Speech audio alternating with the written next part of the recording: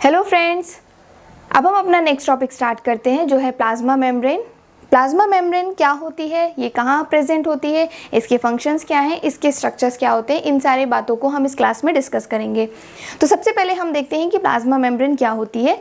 Plasma membrane कहाँ present होती है। प्लाज्मा मेम्ब्रेन जो है वो सेल के चारों तरफ प्रेजेंट होती है। सेल को चारों तरफ से कवर करने वाली जो लेयर है वो है प्लाज्मा मेम्ब्रेन। प्लाज्मा मेम्ब्रेन के अगर नाम को ही मैं डिवाइड करूं तो प्लाज्मा का मतलब होता है सेल का जितना भी मटेरियल है, अंदर का जितना भी सेल का मैट्रिक्स है, जो उसका ग्राउंड सब्सटेंस है, उसको हम बोलते हैं प्लाज्मा। यानी जितना भी ये सारा सब्सटेंस है, इसको सेल के सब्सटेंस को हम बोलते हैं प्लाज्मा।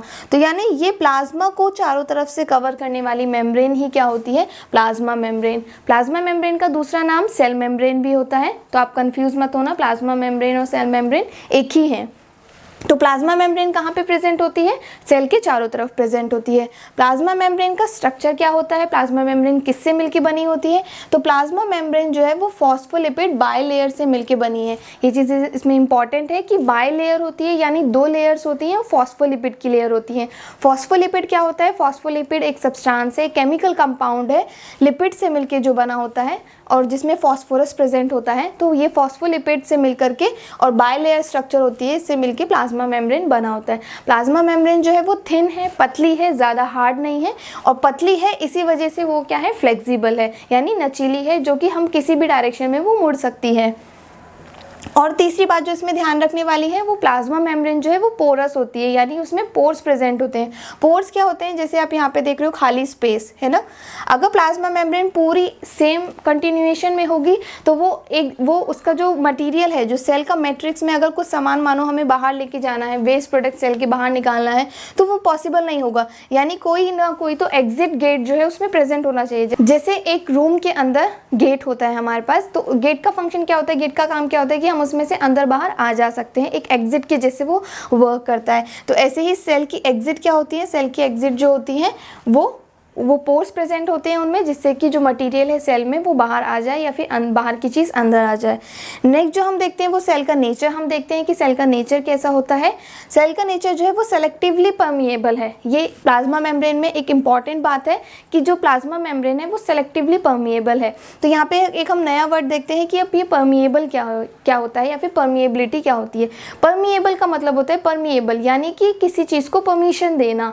तो परमिएबिलिटी जो है वो परमिएबिलिटी का मतलब होता है कि किसी चीज़ को परमिशन देना कि या तो वो अंदर आ सके या फिर वो बाहर जा सके।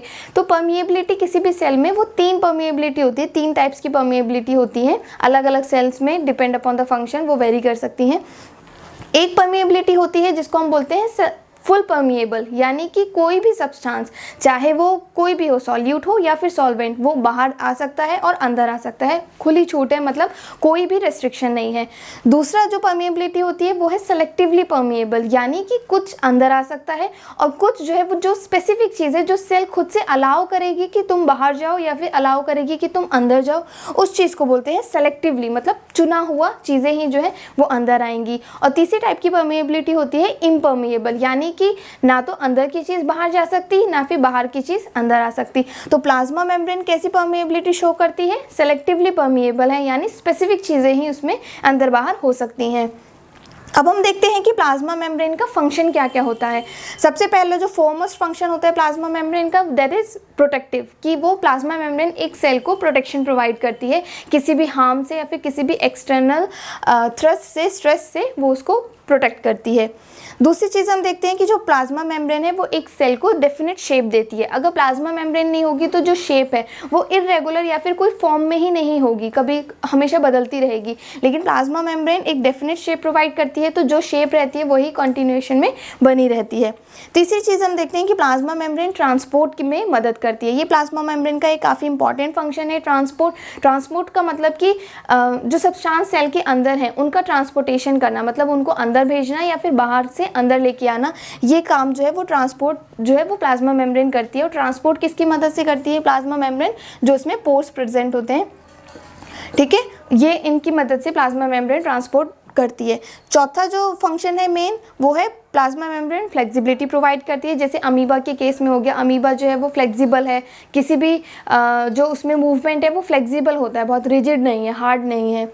और लास्ट चीज़ जो हम देखते हैं इसमें, प्लाज्मा मेम्ब्रेन जो है वो कम्युनिकेशन प्रोवाइड करती है, जैसे कि एक सेल जो है, एक सेल को चाहिए कि वो दूसरी सेल के साथ कम्युनिकेट कर सके, और दूसरी सेल तीसरी सेल के साथ, ऐसे ही तभी जो है वो जो सेल्स हैं, जो ऑर्गन्स हैं, जो टिश्यूज़ हैं, वो सारे कॉन्टीन्यूसली एक एज अ यूनिट फंक्शन करेंगे, क्योंकि जो मैसेज है वो सबके चारों तरफ सेम जा सकता है। तो वो कम्युनिकेशन करने के लिए सेल टू सेल जो कम्युनिकेशन होता है उसमें भी प्लाज्मा मेम्ब्रेन हेल्प करती है। प्लाज्मा मेम्ब्रेन में पोर्स प्रेजेंट होते हैं और कुछ स्ट्रक्चर्स होते हैं जिनको हम प्लाज्मोडेस्मेटा बोलते हैं, जिनकी मदद से जो है प्लांट सेल्स में प्रेजेंट होते हैं प्लाज्मोडेस्मेटा, जिसकी मदद से जो कम्युनिकेशन है प्लांट एक सेल से दूसरी सेल में कम्युनिकेट कर पाती है। तो ये हमने देखा आज की क्लास में कि प्लाज्मा मेम्ब्रेन कहाँ है। प्लाज्मा मेम्ब्रेन सेल के चारों तरफ प्रेजेंट होती है। प्लाज्मा मेम्ब्रेन जो है वो फॉस्फोलिपिड से बनी होती है और बायलेयर होती है, 2 लेयर्स इसमें प्रेजेंट होती हैं। और प्लाज्मा मेम्ब्रेन थिन होती है, फ्लेक्सिबल होती है और इसमें पोर्स प्रेजेंट होते हैं।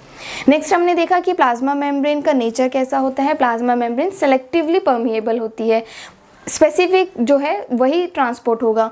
फंक्शंस की बात अगर हम करें तो प्लाज्मा मेम्ब्रेन सबसे पहले प्रोटेक्शन प्रोवाइड करेगी, प्लाज्मा मेम्ब्रेन जो है वो फ्लेक्सिबिलिटी प्रोवाइड करती है, प्लाज्मा मेम्ब्रेन जो है वो ट्रांसपोर्ट प्रोवाइड करती है, और प्लाज्मा मेम्ब्रेन जो है वो कम्युनिकेशन को अलाउ करती है। एक सेल से दूसरी सेल में कम्युनिकेशन भी जो है वो प्लाज्मा मेम्ब्रेन की मदद से बना होता है।